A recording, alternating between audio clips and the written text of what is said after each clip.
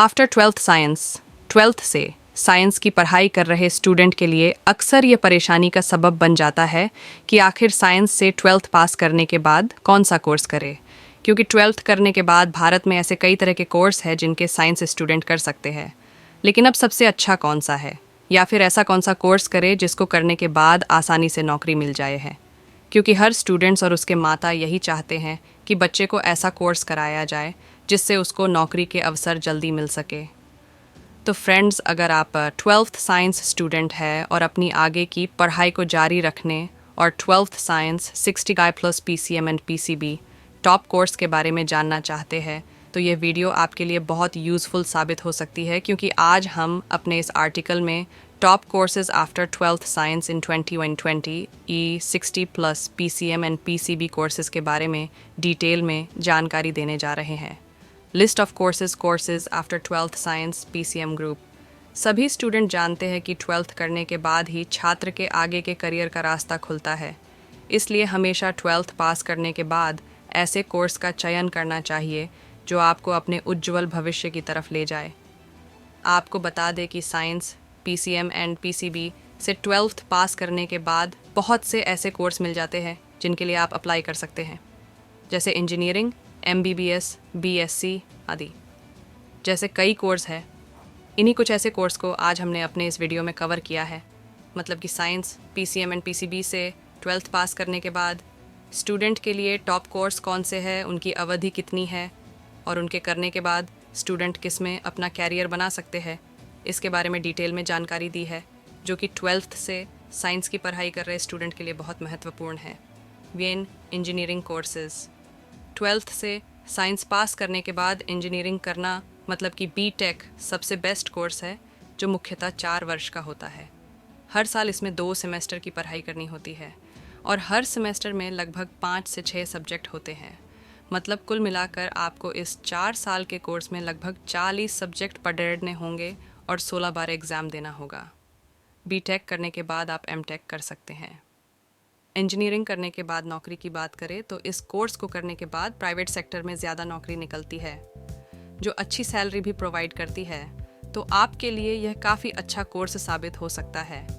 आज साइंस के स्टूडेंट इस कोर्स को करना सबसे ज़्यादा पसंद करते हैं। BTech कोर्स को करने के लिए कई ब्रांच होती है।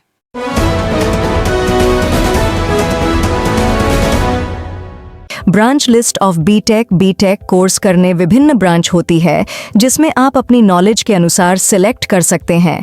जैसे कि अगर आपको कंप्यूटर के बारे में ज़्यादा नॉलेज है तो आप IT या CS ब्रांच का चयन कर सकते हैं, और अगर आपको मशीन के बारे में अधिक जानकारी है तो आप मैकेनिकल इंजीनियर को सिलेक्ट कर सकते हैं। मतलब कि यह आपके रुचि पर निर्भर करता है। बाकी हमने नीचे ब्रांच लिस्ट ऑफ BTech दी है। Mechanical engineering, electrical engineering, civil engineering, chemical engineering, computer science engineering, IT engineering, IC engineering, EC engineering, electronics Engineering, Electronics and Telecommunication Engineering, Petroleum Engineering, Aeronautical Engineering, Aerospace Engineering, Automobile Engineering, Mining Engineering, Biotechnology Engineering, Genetic Engineering, Plastics Engineering, Food Processing and Technology, Agricultural Engineering, Dairy Technology and Engineering, Agricultural Information Technology, Power Engineering, Production Engineering, Infrastructure Engineering, Motorsport Engineering, Metallurgy Engineering, Textile Engineering, Environmental Engineering, Marine Engineering, Naval Architecture, Admission Process। इस course में admission की बात करें तो आप direct college में जाकर admission ले सकते हैं, लेकिन कॉलेज में आपको आपके 12-30 के मार्क्स के अनुसार ब्रांच दी जाती है। इसके अलावा BTech में प्रवेश के लिए एंट्रेंस एग्जाम होता है, तो आप अपने अकॉर्डिंग इंजीनियरिंग के लिए एडमिशन ले सकते हैं। फीस। इंजीनियरिंग BTech की अगर फीस की बात करें तो यह पूरी तरह से कॉलेज यूनिवर्सिटी पर निर्भर करता है, क्योंकि इसके लिए हर कॉलेज यूनिवर्सिटी की अपनी अपनी अलग फीस होती है। बाकी प्राइवेट संस्थान में लगभग 6,000 से 7,000 तक हर सेमेस्टर की फीस होती है, और सरकारी में इससे कम होती है।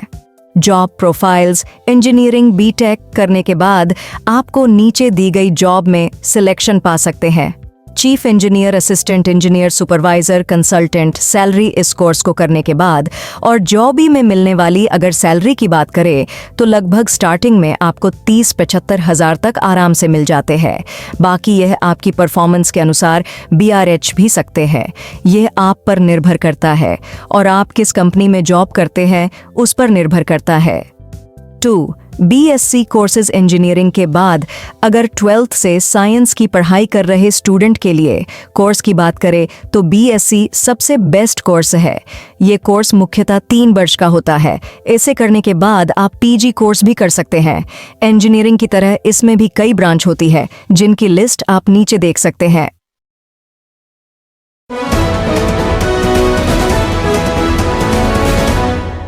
Some good BSc courses: BSc Agriculture, BSc Horticulture, BSc Forestry, BSc IT, BSc Computer Science, BSc Chemistry, BSc Mathematics, BSc Physics, BSc Hotel Management, BSc Nautical Science, BSc Sports Management, BSc Electronics, BSc Electronics and Communication, BSc Biotechnology, BSc Aviation, BSc Animation and Multimedia.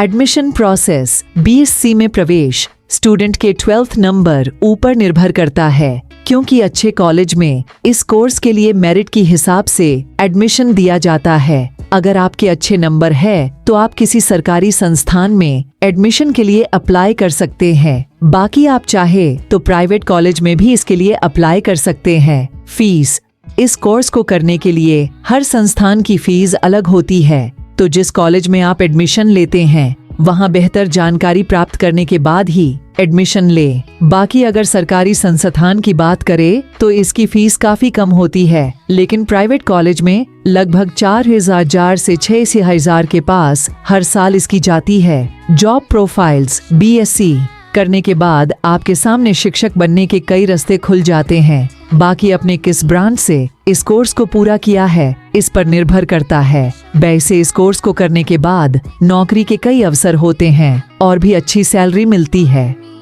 3.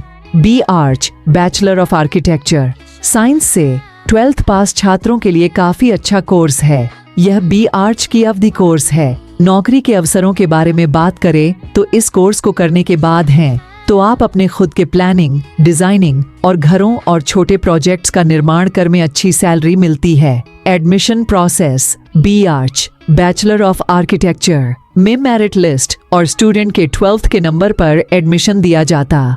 इसके साथ ही इस course के लिए नाटा, JEE, state level exams, college level exams etcetera के द्वारा कराए गए exam में आने नंबर के अनुसार अच्छे कॉलेज के लिए प्रवेश दिया जाता है। Job profiles available after completing the course are chief architect, assistant architect, resource manager, planning and design professional, consultant. Salary: इस कोर्स को करने के बाद जब किसी सेक्टर में नौकरी के लिए जाते हैं शुरुआत में आपको 30 से 70K INR प्रति माह के बीच आसानी से मिल सकता है। सरकारी नौकरी के मामले में वेतनमान और ग्रेड के अनुसार होगा।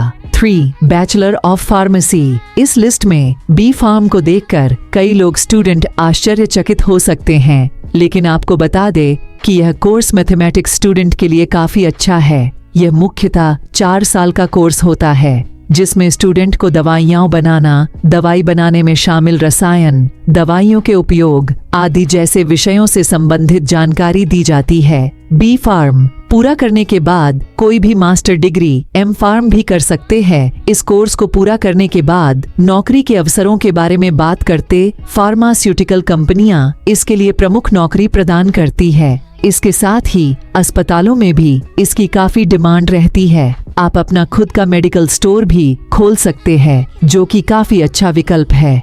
Job profiles: pharmacist, medical representative, research professional. 4. BBA bachelor of business administration BBA course में मार्केटिंग बिजनेस से जुड़ी जानकारी के बारे में अवगत कराया जाता है। यह 3 वर्ष का कोर्स होता है। जिसे पूरा करने के बाद आप MBA, master of business administration जैसे कोर्स को भी कर सकते हैं, जो कि 2 साल का कोर्स होता है। Job profiles, HR management, material management, administrative roles. 5. Commercial pilot training. 12वीं में मैथमेटिक्स ग्रुप के स्टूडेंट के लिए कमर्शियल पायलट ट्रेनिंग काफी अच्छा कोर्स है। इस कोर्स को LADDHने के बाद स्टूडेंट कमर्शियल पायलट बन सकते हैं, लेकिन इसके लिए फ्लाइट ट्रेनिंग स्कूल में जाना होगा। इस कोर्स को करने की अवधि 3 साल की होती है, जिसे पूरा करने के बाद आप किसी भी प्राइवेट और नेशनलाइज्ड एयरलाइन कंपनीज में नौकरी के लिए आवेदन कर सकते हैं। Diploma course in fire safety and technology. किसी भी स्टूडेंट के लिए नौकरी में अवसर पाने के लिए यह सबसे अच्छा कोर्स है, जो कि 1 साल 3 साल तक का होता है। भारत में ऐसे कई निजी संस्थान हैं जो डिप्लोमा के साथ साथ diploma course in fire safety and technology प्रदान करते हैं। Job profiles, safety engineer, fire safety officer, safety management professional, instructor, safety technology consultant. 6. Merchant Navy related courses. Merchant Navy related courses 12th science student के लिए यह बहुत अच्छा course है। इसे करने के लिए नौकरी के अवसर की संभावनाएं ज्यादा बढ़ जाती है। कोर्स को पूरा करने के बाद मर्चेंट नेवी नौकरी करने का अवसर प्राप्त होता है। यह भारत की काफी अच्छी और अच्छा पोस्ट है, लेकिन इसके लिए काफी मेहनत करनी होती है। मर्चेंट नेवी सेक्टर की बात करें तो यहाँ पर विभिन्न जॉब पोस्ट उपलब्ध हैं, जैसे मरीन इंजीनियर, सेलर एटसेट्रा आदि। जॉब के अनुसार इसके लिए अलग अलग कोर्स उपलब्ध है, जैसे some of the notable merchant navy courses after 12th are BE or BTech, in marine engineering BE or BTech, in naval architecture BSc, nautical science diploma in nautical science.